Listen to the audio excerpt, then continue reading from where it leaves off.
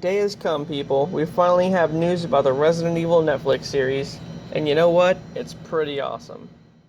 First of all, much like how Capcom has the rights to the game series, Constantine Film has the film rights, so naturally, they'll be attached to the show. But don't worry, there's no Paul Anderson or Mila Jovovich anywhere, so I think we'll be okay.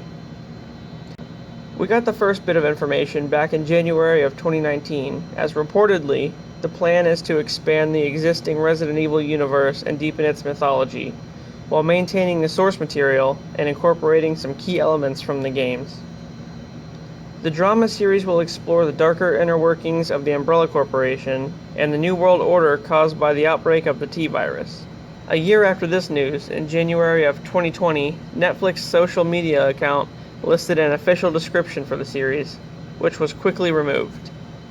It said, "The town of Clearfield, Maryland, has long stood in the shadow of three seemingly unrelated behemoths: the Umbrella Corporation, the decommissioned Greenwood Asylum, and Washington, D.C.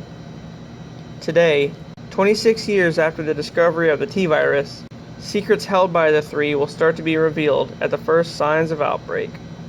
A script was leaked showing the first episode's title, Welcome to New Raccoon City, which also showed us that Supernatural's Andrew Dabb wrote the script, and that the first two episodes of the 8-episode first season will be directed by Walking Dead's Bronwyn Hughes.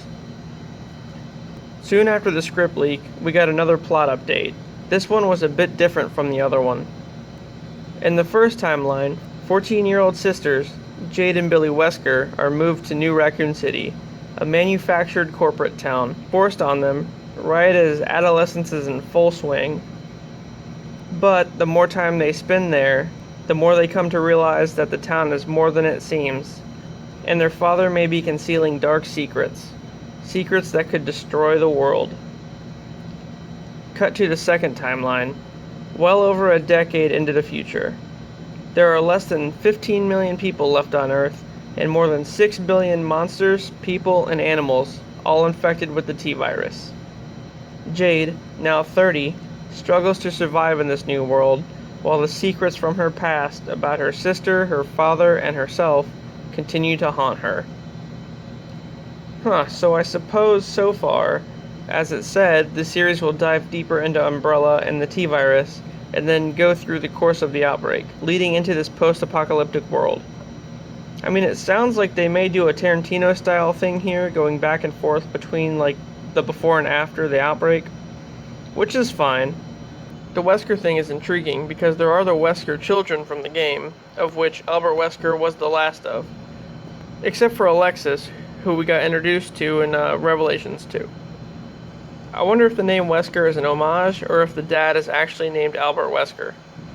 In February, we learned that the show was to enter the pre-production phase around April, and that filming would happen in South Africa between June and October. Then, of course, in March, Corona happened, setting everything back. However, around that time, it was announced that Andrew Dabb had been promoted to the showrunner. Then, radio silence befell our ears in regard to any sort of update, until that of August, where we now may have some casting news.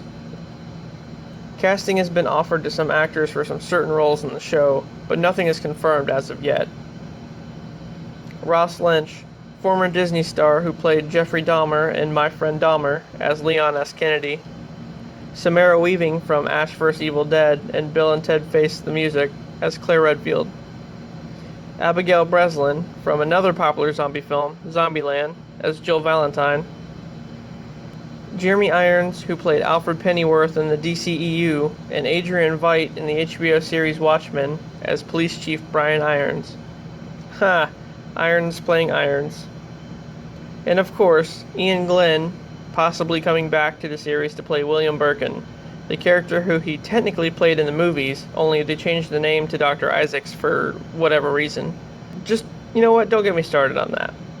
Also, Daredevil actor Charlie Cox has been approached for a role, but it's not clear as to which one.